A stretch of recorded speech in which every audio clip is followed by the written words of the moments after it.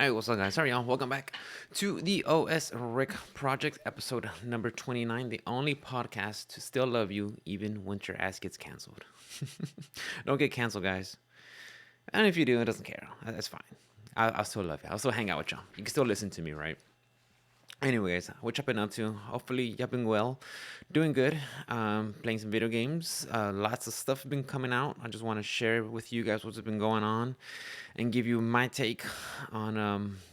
Although there's been the Game Awards nominees.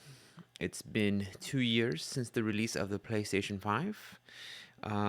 My favorite, the NPD reports, and what else, guys? That's been going on, and some stuff with Street Fighter 6.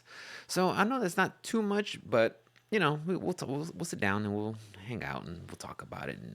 And like always, guys, if you guys have a different perspective, you see things differently, you want to share and point things out what I might be wrong in, feel free to tweet at me or come down to the stream and hang out and talk about it, because I'm always down for discussions. I like seeing different perspectives, because sometimes, like I said, I'm just seeing it through the lens of me, right? I don't see it through yours, and how this game might qualify to be the game of the year or does not, or is, or so and so, whatever criterion, because um, I don't play all the games. I just do not have. There's just not enough hours in the day. Excuse me, for me to sit down and play every game that I want. And it's unfortunate, but it's okay, right? That just means the games I do play. That means I'm really enjoying them. And I hope it's the same with you, because if you're not having fun, then what's the point of doing it, right? I have joked around before of doing these streams of the games that I don't care for, like everything that's from Sony. The Last of Us, Ghost of Tsushima, Horizon Zero, and just sit down and play these games and just rip them apart and just be like toxic about it. In a fun way, right? I mean, I know games are difficult to develop and they're not always going to be for me, but some of these games, you look at them and you're like, man, they just got an open world with some RPG elements, maybe a dialogue box, some craftings, things to collect. Um, probably probably really well polished, and a lot of production gone into it. It hits all the safe stuff, right? And that's why I feel like where Sony's at right now. I do like some Sony games. Don't get me wrong, guys. Okay, I'm not a like complete Sony hater, but I'm not completely like enthralled with everything they make. They make some stuff cool. They make some stuff that's, like I said, some stuff is cool. Some stuff is meh. Something just flies on the radar for me, and some I just do not care about, right?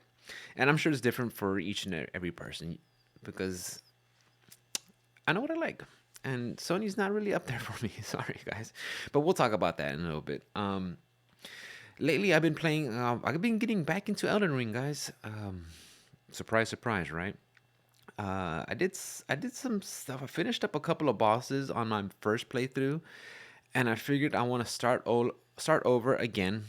And I know I had another file on the PlayStation 5, but I like just going back to the playing it on the PC. But and there's you guys not saying, right, everything up to the butt just doesn't matter. I really do like playing Elden Ring on the PC, but there is some stutter issues that I have with the PC version of the game that just drives me nuts. It happens at the most, I don't want to say random, because at this point it feels like it happens in every like an hour interval. Like every 45 minutes, every hour, I feel like there's a skip followed by another quick skip, and then it smooths out. And if you guys watch the streams, you can see it, right?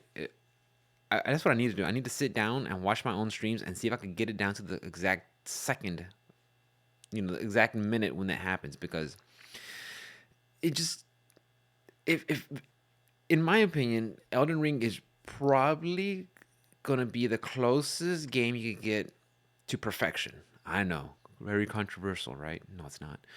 It's a really really great game. Almost from the standards that I set it at, almost perfect, right? Except for the PC version because it gets marred by some of the performance issues. And that I just find so annoying that they were able to make such a great game, but that is what mars it. It just tarnishes it, right? Um, I maybe if I go back to the PlayStation 5 and just sit down with that, maybe I won't see those issues. But I prefer playing on the PC, and that's just that's my problems with the game right there. But other than that, though, I mean, I'm having a blast. I'm playing it again on the PlayStation. I was playing a caster, fun, okay. But on the PC side, I'm playing it again, starting off as a samurai, and I'm just basically running with Uchi Katana. I just picked up the Moon Veil, but I do not have the intel to pick it up to wield it yet. So that's what I'm working on. But that's basically what I want to do. I just want to play with a katana build of some sort and have at it and have a blast and go kill things. But with that being said, of course, what else have I been playing? Anything else? On Persona 5, guys, on the Switch, I've been having a blast with that one as well. It runs. I talked about it last week, but on the Nintendo Switch, it runs really well. I've been enjoying it. I've had zero issues, and if you're a Persona 5 fan, Persona fan, Atlas fan, JRPG fan, if you've been living under a rock for the last 4 years, play this game on Switch. It is wonderful. I haven't seen the um, PC port yet, but I haven't seen any negative reviews on it. So give it a shot, guys. I promise you, you will not be disappointed. If you love any of the things I just named off, it'll be right up there in your alley. You will enjoy it. You can thank me later, right? Drop by in the stream and thank me. So I've been playing those two games mostly. Of course, with this Friday, we'll have Pokemon Scarlet and Violet coming out. So I'm excited for those games. I'm going to be picking one. I'm going to be picking up a copy of each, one for me, one for the wifey, and we're just going to go to town and be Pokemon trainers and go around collecting monsters and finding them and get gym badges. I can't wait. I'm excited. And I'll be off next week also, so I'll have a lot of times just to be playing some more video games and streaming. So, guys, make sure you tune in for that. Okay, so now that we got all the updates and administrative done, let's jump into the news, guys. I really want to talk about the Game Awards 2022. And love it or hate it, take it or leave it. The Game Awards, there is a lot of stuff that feels like it's just extra tacked on fluff. It's just bloated. But at the end of the day, I do like the Game Awards. I enjoy the announcements. I enjoy reveals. I enjoy teasers. I enjoy world premieres. That aspect of the Game Awards, what Jeff Keighley and his crew to put on the show, good job. I like that a lot. I do. Now, when they start having actors come out to do these cringy little skits and presentations, sometimes it's just okay.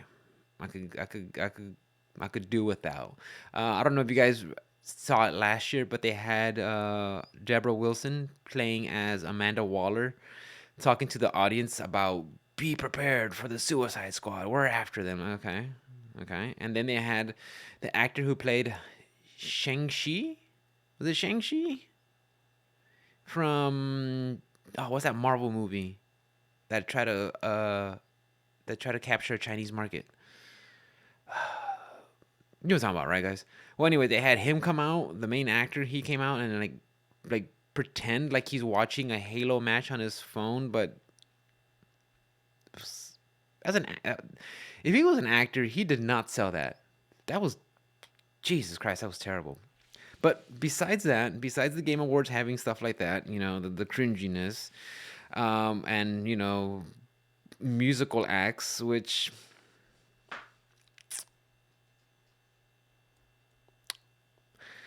Um, you know, like I said, I do like the I do like the Game Awards with the news, the announcements, the world premieres, all that stuff. I think that's great. If they just focused on that and got rid of all the extra stuff, no problem, right? So, anyways, guys, um, Game Awards. I'm glad they're here. I don't know if you guys, do you guys ever like watch them? I make an event out of it. I usually restream it and do my commentary while I'm watching it. And if you guys want to jump in and goof off with me, sure, no problem. I always have a blast when you guys are there. But I always try to just see it and give you my reactions as closely as possible, whether the camera's on or off, because even though I don't like doing reaction videos, some folks out there, when you see the reaction videos, are like, dude, you're hyping it up. Like, this is how you really react? Like, oh, okay. Um, so for what it is, like I said, I enjoy it. But there's two categories. There's okay. One more gripe. Okay, you look at the nominees, not the nominees, but the categories they have for all these games, and some of them feel like redundant, or they're just there as a placeholder to have somebody win an award. Um, some of them are like, why is this even an award? But that's fine. Their show, they can do whatever they want, right?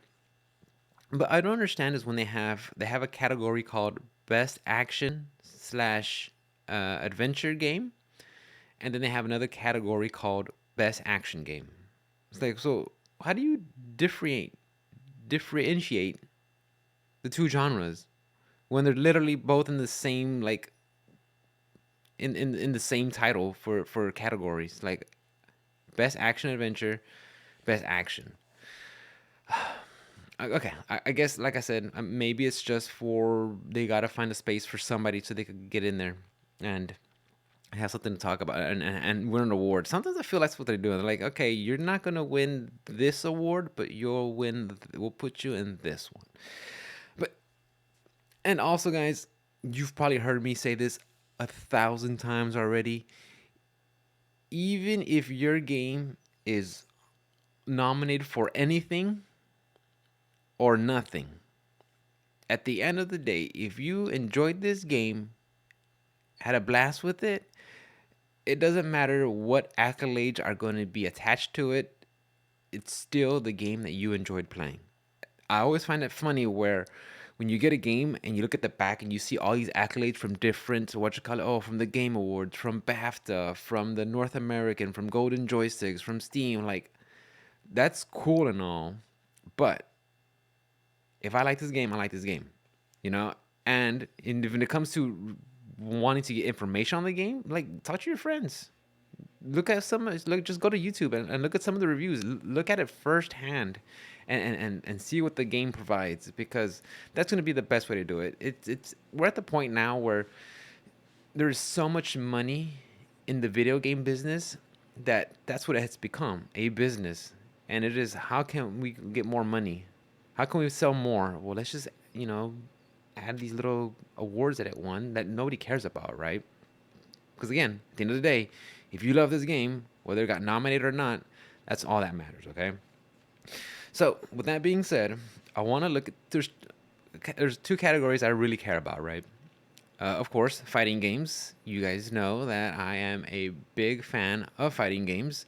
It's something that, Street Fighter was one of my first loves, and I still enjoy to this day. And I'm looking forward to Street Fighter 6, and of course, not only Street Fighter, but the rest of its ilk, right? So you have, Tekken, Guilty Gear, anything from French Bread, you name it, right? From SNK, every fighting games. I enjoy the fighting games. Okay, so looking at the Game Award nominees for fighting games, they had DNF Duel. Okay, came out back in June. King of Fighters. All right, came out in February. JoJo's Bizarre Adventure All Star Battle R. Okay, that was a port from the PS3 era, but they brought it back over out during the summer. Cool. There's a demo, by the way, guys, on Steam. If you want to check it out. Multiverses, which just recently came out. It's a team-based platform fighter off of the WB IPs, free to play, all that good stuff. And then Saifu. Sifu? Then Sifu is in best fighting game. And now, I mean, I don't know if you guys have ever had a discussion with your friends, like what makes a fighting game. Because there's no clear cut, you know, this because of this, because of this, because of this makes this a fighting game. I mean, but there's some things we can probably all agree on, right? One player versus another player. Okay, that's probably gonna make it a fighting game. Is it, you know, a one character or maybe up to a team of characters versus another one with a health bar, and you have to reduce it, and you have anywhere between 90 seconds to 3 minutes to accomplish that? Yeah.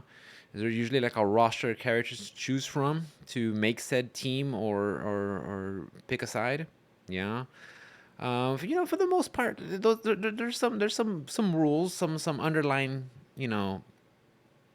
some general some general guidelines about what is a fighting game, but nothing like clear to make sure like this is what this is for that is that is, like we know that, right? And then they put in Sifu. So at this point, it just tells me, as a fighting game enthusiast, as a fighting game fan, right? This just tells me that anybody that's in the Game Awards, in that whole camp, none of them play fighting games at all. Okay? Because and look, I get it. It was kind of a slim year, slim pickings for fighting games, But hell, if you have to go down to one, two, three, four games, then go down to 4 games, right? But it just shows you, like, no, you guys are not playing fighting games, because Sifu, I'm sure it's a great action game. I'm sure it'll fit some other categories. Best maybe adventure, action. I don't know about adventure. For sure, action, right? But not a fighting game. How do you guys feel about it now? Now, if this actually wins best fighting game, that just means fighting games are just nothing, right? I mean, no, honestly, if gun to head, if I had to say one game's probably going to win this one, I'd say on the popularity vote, I would say Multiverses, even though I have yet to play it. Nothing in that game impresses me, fascinates me, makes me want to play. They have a lot of characters and crossovers from the Warner Brother IPs to choose from, and I think that's cool. But I don't care about it. Looking at the game, looks like it's mostly about. It looks very floaty and just cancel every move that you have into a dodge and into another dodge. That's what it looks like to me. And I said this, like, again, guys, several times already. If I'm gonna play like a platform-based fighter, I'm just gonna stick to Smash. Uh, I would just hands down. That's it. I would just stick to Smash if I'm going to play any of these other games. Yeah. Try something different. Try something new. You might like it. But Multiverses just does not bring anything to the table that's going to make me want to play it. And I think I brought it up in a couple of months ago, and some of the NPDs were is actually selling pretty well. And of course, it is a free to play game, but I guess the revenue they were making from their premiere packs or premiere bundles, I don't know, premium bundles, I guess. I guess they're making some money off of that for sure. But I think Multiverses will probably win. But in my opinion, I think it should go to King of Fighters 15. I think King of Fighters 15, even though it had a little bit of a rocky launch, and then the matchmaking, from what I hear, was kind of I thoroughly enjoyed my time playing that game. Have a whole bunch of characters, and they're still releasing more characters, and it was only been in February since it's been released, and I've been having a blast.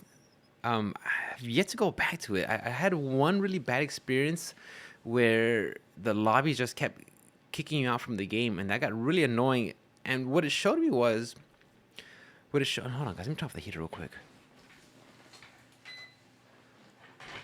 Sorry.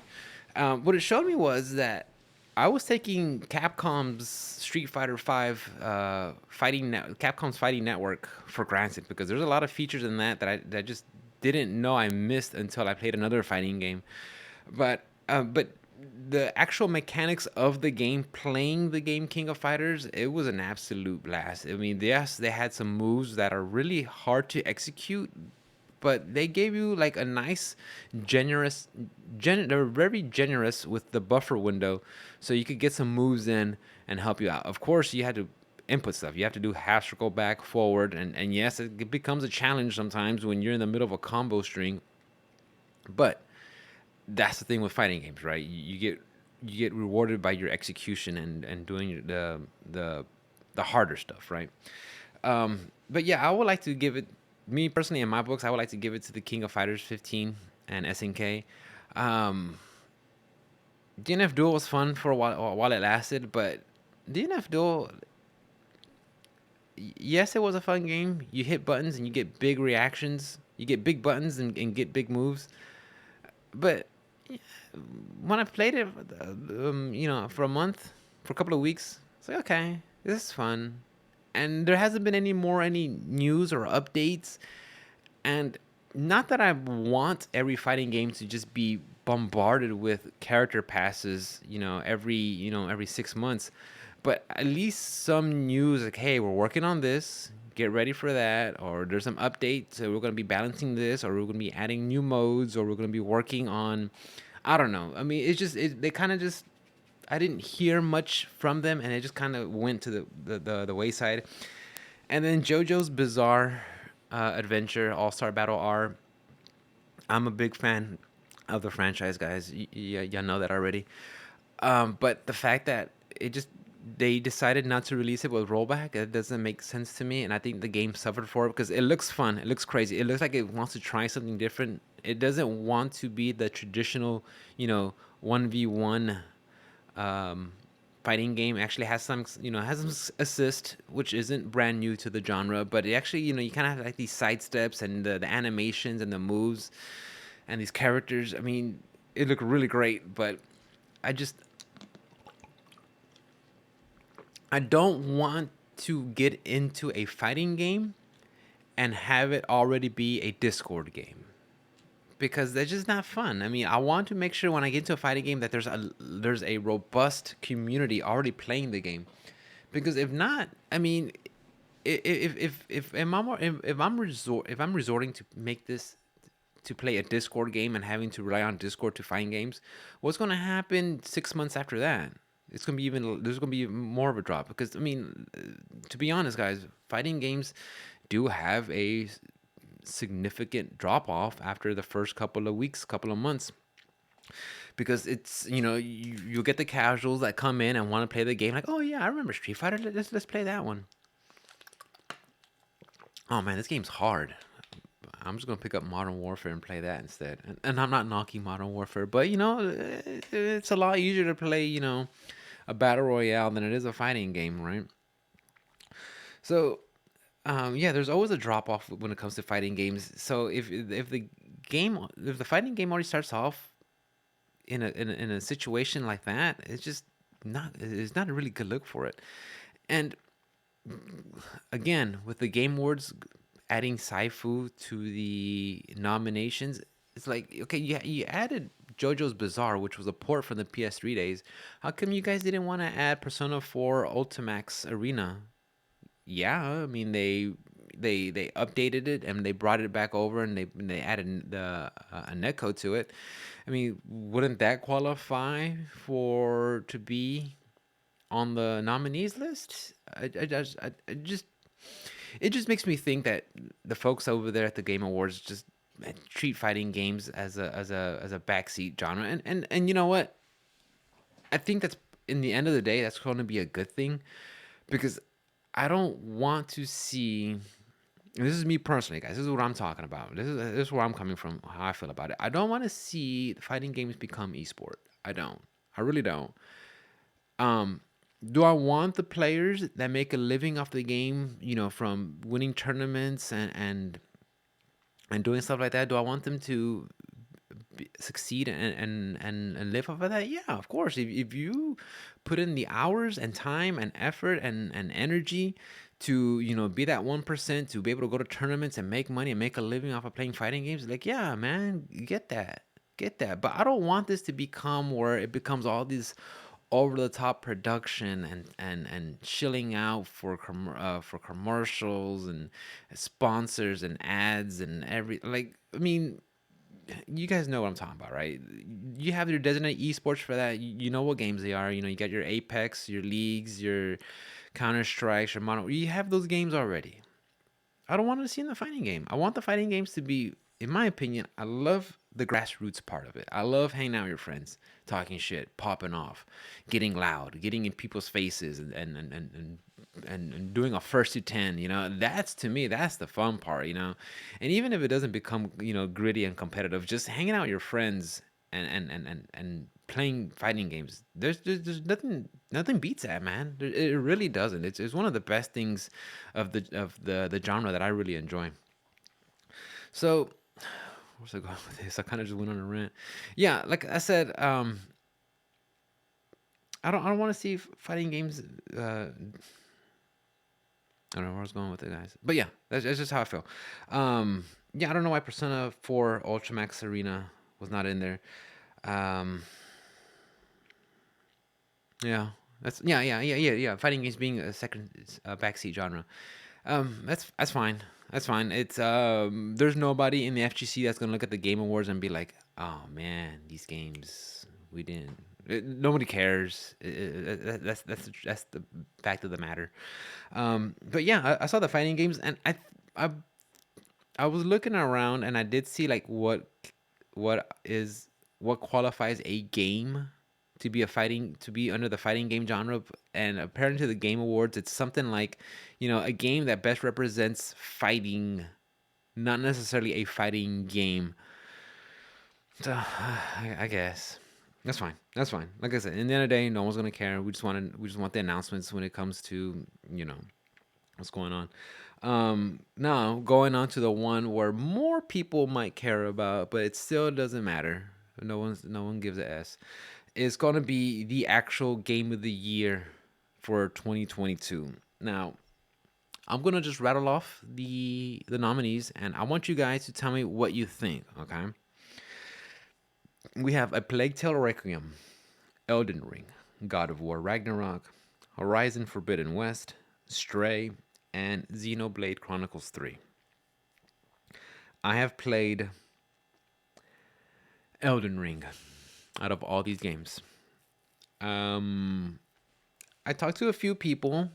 God of War Ragnarok feels like it's more of the 2018, which is fine. Um, Horizon Forbidden West, I saw my wife play that for a while, and she did beat the first one, but the second one, I think she got maybe halfway, maybe 2/3 of the way through, and then just never came back to it. I know several friends who picked it up when it first came out, but then got overshadowed with the launch of Elden Ring a week later, so it kind of took a back seats. Stray, honestly, if it wasn't a cat, it probably wouldn't have sold. Xenoblade Chronicles, nah, nope. When it comes from like Monolith, I did like Xenogears, the PS1 game that was released. You guys gonna have to quote me on that. I want to say it was. I don't know if Monolith was a studio back then, or maybe an internal studio at Square. That they, I don't know if they're the ones who developed it and then Square itself published it. I'm not too sure. You guys have to quote me on correct me on that one. But I did play Xenogears way back in the day, and that was a great RPG. I did play Xeno Saga up to like the second game, but it just, and then the Xenoblade ones, I never played any of the Xenoblades. And then Plague Tale Requiem.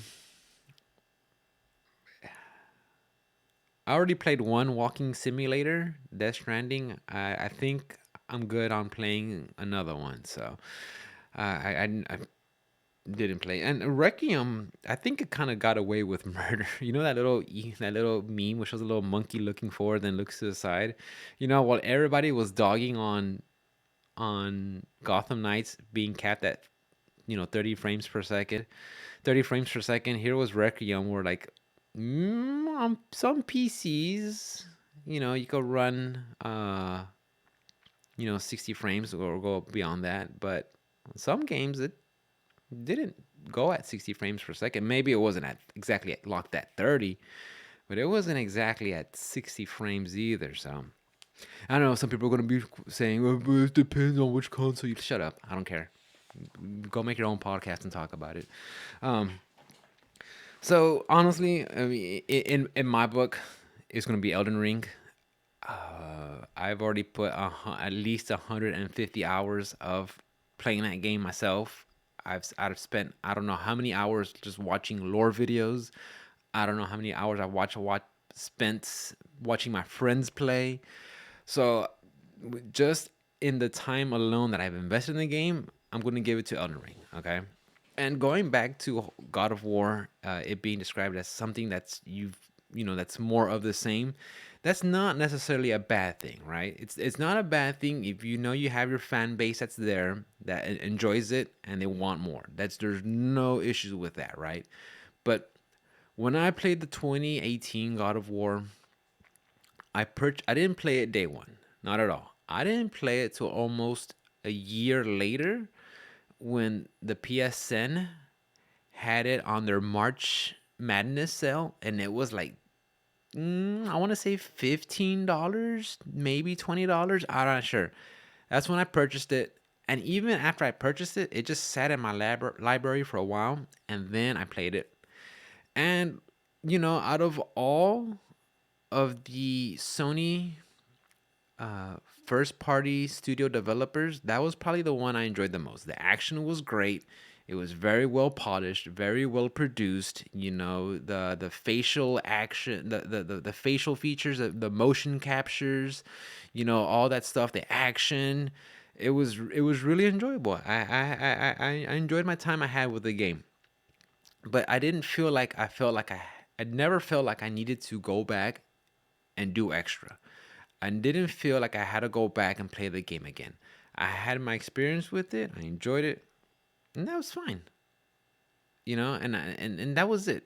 So it's not completely fair to base all of my limited experiences that I had with the God of War 2018 and reflect that off of the God of War Ragnarok. But if it's more of the same, it's God of War Ragnarok from what I've heard and seen, it isn't bringing me it doesn't entice me enough to want to spend the money and time to want to play it again. And that's my opinion. Okay, I don't know how you guys feel about it, and please let me know about this game because, like I said, I don't hate the game, and I will eventually play this game. I will pick it up once it goes on discount or something. So we'll see. Um, but that's one thing you can say. I believe is a safe thing to say about Sony first party studio developers is they have the production and the polish on their games down. They got that set. There's no doubt about it, right? They're first party developers. They have access to the technology, to the proprietary technology to really push the PlayStation 5 to its limits, similar to Nintendo and the Nintendo Switch. So they really know how to take advantage of the system. But I've always felt like Sony always plays it safe with their games. It's you go If you're playing Horizon, you're probably playing Ghost of Tsushima. I mean, you have the open world, you have quest markers, places where to go, talent trees, different builds you could look at, dialogue boxes. I mean, it is what it is, guys. I mean, just sit down and actually think about it. And the best part is when the Sony fanboys are gonna like listen to this. They don't listen to this, but when they do listen, and they're gonna be like, "No, you're not. You're wrong, dude. Play the games. Play the games." Okay. So yeah. And look, and I'm telling you right now, guys, I'm very biased. I do like Elden Ring a lot. I have a blast. I've been joining them. I've been a fan of Souls games for a good while now. Dark Souls 3 was my first Souls game, and ever since then, I haven't played one where I didn't like. Have I played all of them? No, I haven't played all of them. I haven't played Dark Souls 1 and 2, but I have enjoyed. I've gone through Sekiro twice already. I've gone through Demon Souls, twice already. Dark Souls 3. Make sure to come back and visit that game every couple of years. Same with Bloodborne. Every couple of years, I come back and revisit that game. So I mean, I love the genre, but honestly, Elden Ring that's the one out of all Souls games is probably my new favorite. My new favorite. I think Sekiro still has the best combat, hands down, no doubt about it. But overall, as a package, Elden Ring has a lot of things going for it, and that's actually like the first Souls game that I went in and actually looked at all the lore stuff. I wanted to read the flavor on all these items. I went to YouTube and looked up at Smogtown's, extensive breakdown of all the things that he covers, from the outer gods to the characters to the locations. And I mean, I spent lots of times just painting miniatures and just listening to his videos and just getting really absorbed into the mythos and lore and story of Elden Ring. So I mean, so when I look at the Game Awards and they say, they have Elden Ring up there for like in nominees for best narrative, I'm like, I wouldn't necessarily say Elden Ring has a best narrative, not right out of the box, just the game itself, because the game you have to want to look into it. It doesn't spoon feed you the story. You are probably gonna have to watch several YouTube videos just to get the gist of it, to see what the endings mean, to see what the story, what the characters are, how the story unfolded, and so yeah, I think that's my take on the Goaties. On the Game of the Year awards, it's honestly going to be between Ragnarok and Elden Ring. I find it weird how Ragnarok was getting 10 out of 10 scores like before it came out. Of course, that's just the critics. Um, that's fine. It is what it is. I do want to shift gears real quick, guys, into the NPD reports, the National Purchase Diary. This is a little section I like to talk about, once a month when it gets releases, because I think it's a good way to see where the like to use it as a gauge for how games are doing, right? Especially how they're selling. So for in October, the best-selling games were Call of Duty Modern Warfare 2. No surprising, it's Call of Duty. It's impressive as Elden Ring has done with amount of games they've sold this year. I would bet money that by the end of this year, mind you, we don't have much left in this year, right? It's gonna be Call of Duty Modern Warfare 2 that's gonna sell more copies. That's just how powerful that franchise is, and that's one of the reasons why Sony doesn't want Xbox, I mean, doesn't want Microsoft to purchase Activision Blizzard because of that title alone. They know that title sells hands down. At number two, we had Gotham Knights. Even though with all the whole it being locked at 30 frames per second, it still was able to make top 10 in sales. And I think this is gonna paint it's gonna paint a different picture for the game, because if this trend continues, if this game continues to sell well for the rest of the year, I think it'll show that even though if some games still play at 30 frames per second, it'll be okay. Now, I'm of the mindset of games now, of this stage, of this current generation on PC, console, whatever, should be optimized and utilized at running anywhere between 60 to 120 frames per second. That's my opinion. I think that's where they should be.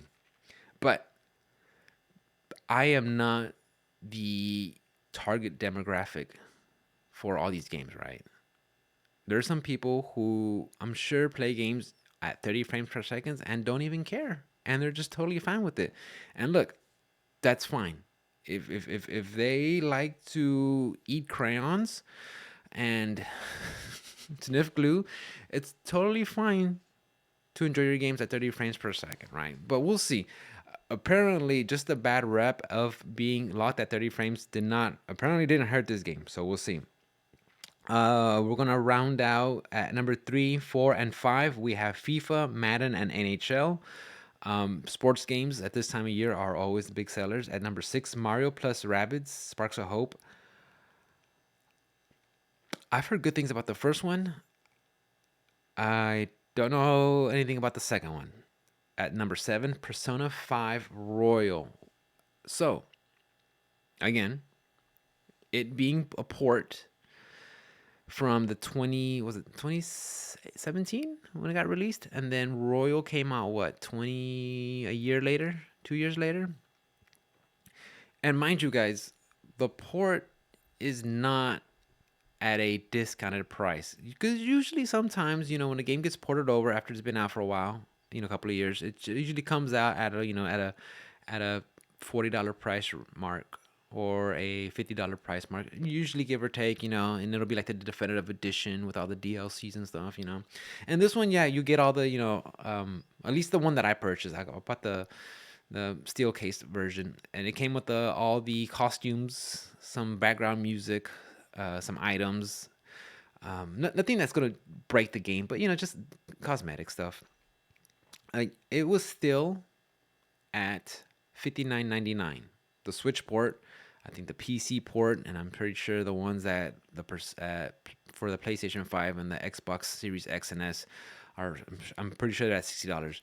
And yes, I am that sucker that purchased it at $60. So I can't talk shit about anybody buying ports. Okay, I can't say, because I did it myself. Yes, I do like Persona 5. Yes, I'm enjoying it. And yes, I do believe it's well worth your money. But it being on the top charts for October, I think that's great. I'm excited for it. I want to see this continue. But I'm pretty sure this will probably be it. Because the game, once you get the game, that's pretty much it. There's no games as a service. No, it's not a live game. It's no battle royales attached to it. So, it is. I'm just glad Persona 5 made it up there. Number 8, we have NBA 2K23. At number 9, Bayonetta 3. This one had some controversy right before the release, with the voice actress said one thing, but allegedly it wasn't true. And then, Jennifer Hale stepped in, and then she revealed something. Like, I don't know. Sorry, you guys, look it up yourselves. But yeah, Bayonetta 3 had that stuff coming out during the release. I'm not a big fan of Bayonetta games, which is weird. I think I need to go back and try it again. Because recently playing Nier Automata, which is a platinum game, I could see how the action is very, very platinum. So I think I gotta go back and try Bayonetta again. And if I do enjoy it, maybe I'll go ahead and get the third one. So we'll see. And then at number 10, my favorite game, probably the game you should be playing right now, even though You probably played it already. Elden Ring at number 10. So it's still selling, boys. I don't. It's been selling pretty well throughout the whole year. So I'm glad it's up there. Those are the MPD reports. Like I said, I was surprised with Gotham Knights being up there and Persona 5. I did not expect that. Of course, Call of Duty, your sports games, always up there. Anything else? Oh yeah, yeah, yeah, yeah. Let's focus. Two more things, guys, then I'll cut you loose. All right. Let's talk about the PlayStation 5. So November 12th, that has just passed by last Saturday, marked the 2-year anniversary for the PlayStation 5 release. So it's been 2 years already, guys, since the console has been released. I know some of y'all probably have not been able to get a console for yourselves, whether it's because of the price or the scarcity, not able to find it. But honestly, guys, I feel that if you haven't found a PlayStation 5 by now, is because you're not trying hard enough. That's my honest opinion.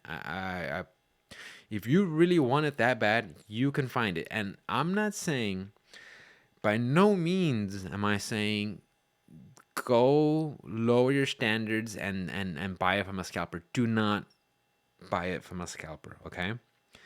Do not, I repeat, do not buy it from a scalper, all right? Because those slimy pieces of filth who profit off of that, disgusting, terrible, the worst. And look, guys, I'm all about get your money. I'm all about capitalism. Make your money. Get what you got to do, right? But that's not capitalism. That's just cashing in on the desperation of other people. People want this console. There's a lot, there's people are wanting to play these other games, and if you think scalping a PlayStation or anything, any item, regard whether it's tickets to a game, whether it's GPUs or anything, whatever it is, you're a piece of shit. Okay. So 2 years since release, and I'm just saying, guys, you can get the console. You just gotta look hard enough. Trust me. There's bots that alert you when they go to sell. You could try going to Walmart.com. You could try going to Sony.com or Amazon, and they give you announcements when they're being released. You can get it, guys. Trust me. I mean, I literally. That's how my wife was able to get one, and I told this information to a friend of mine, and he was able to get one a week later. Okay, so you can get it. So 2 years since the release, what are y'all's thoughts for the folks that do have it, right? For the folks that do have it, whether it's the digital or with the disk drive, um, what are your thoughts? Are you enjoying it? Did you feel like it's worth it? Um, has have you been playing it consistently since you purchased it, or did you get it, play a couple of titles, take a break, play something else, then come back to it? And also, what and how are the games for you? Has the release of this of not just Sony, right, but all the other games, have they been able to have they been has it been worth it to play it on the PlayStation 5? And it's probably going to be leaning more towards, well, that question is probably going to be leaning more towards the Sony studios, right? Because that's where you're going to get your exclusives through via the PS5 to play it on, right? Because a lot of the third-party developers, if you can't get on the PlayStation 5, you probably play it on your PC or on your Switch or which there's other reasons, there's other ways to play it, right? Me personally, um, I'm fortunate that my wife was able to get one. She doesn't really play it. I play it on a very rare occasion. When she purchased it, she also picked up a copy of Demon Souls, which I enjoyed very much. I had a blast with it, and that was the first time me playing Demon Souls. So And again, I never played the original, but this is the first time I played it, and I had a blast with it. Totally enjoyed it. Since then, I have purchased Elden Ring for the console, and I have purchased Tales of Arise, which was on sale during the summer at Amazon for like $20. So those are the three titles that I have on the PlayStation 5 in 2 years. Three titles, and I barely even touched Tales.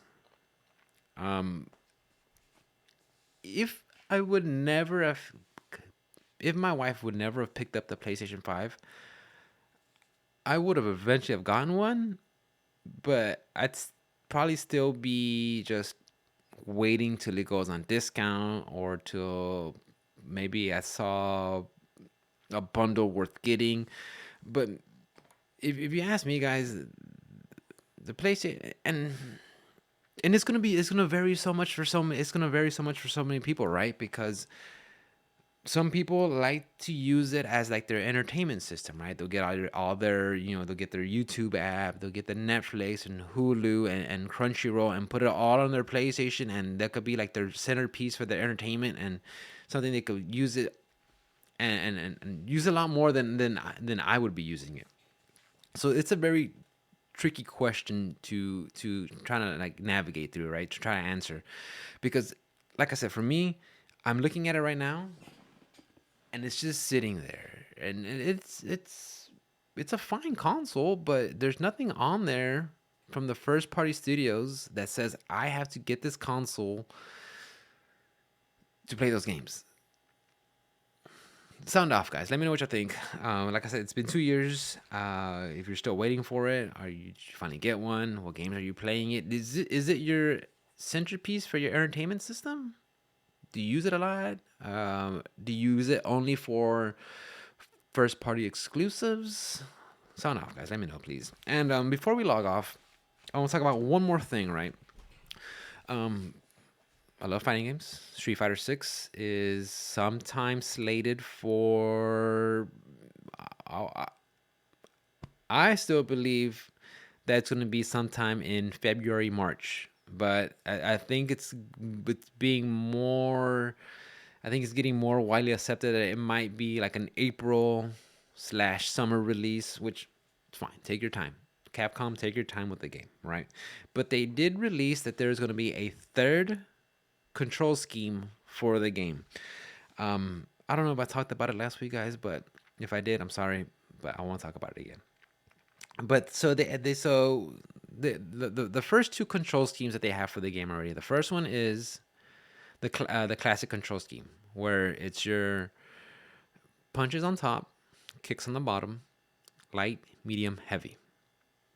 If you played any Street Fighter game, you probably that's been the button layout since Street Fighter 2.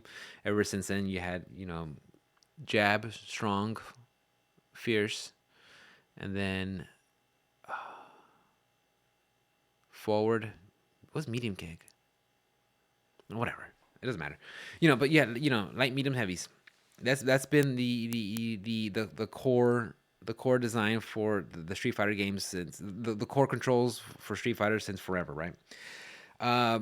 With Street Fighter 6 during when was it? During spring, summer.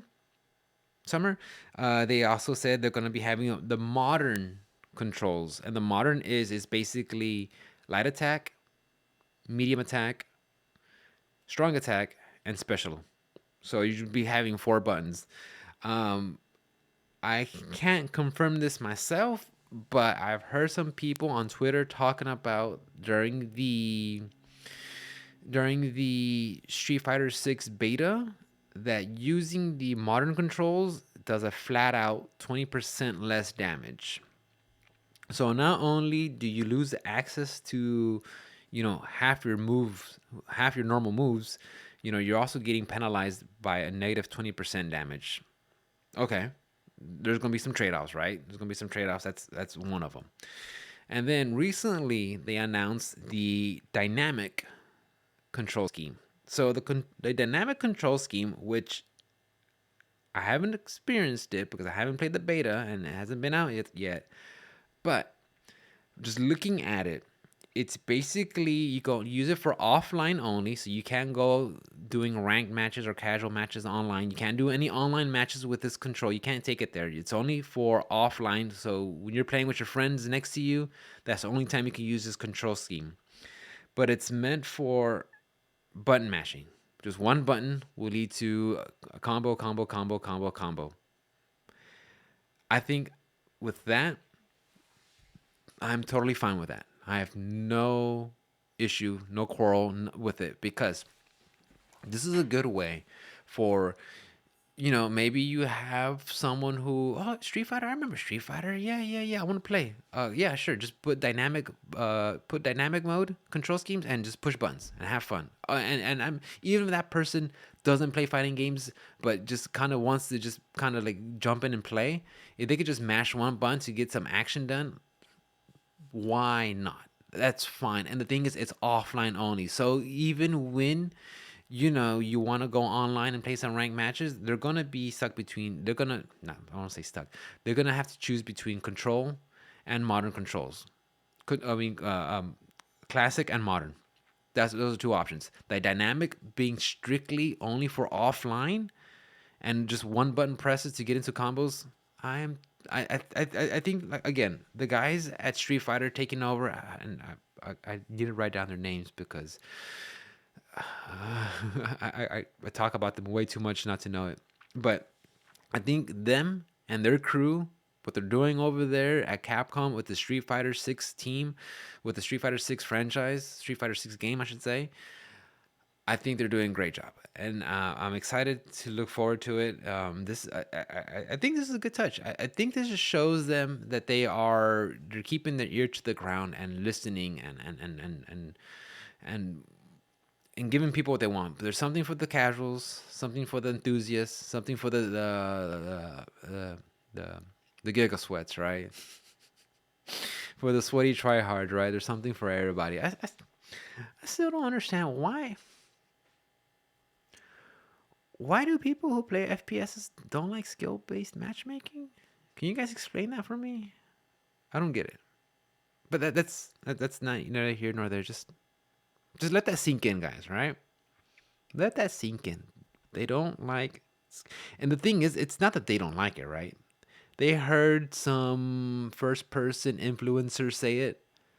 They heard them say it, so they just start repeating it. Oh yeah, well I don't like it either. It's just bunch of giga sweats trying and tryhards in there. I can't really play. It's no fun. Okay, yeah, fine, whatever. Anyways, you could tell they don't play fighting games, guys.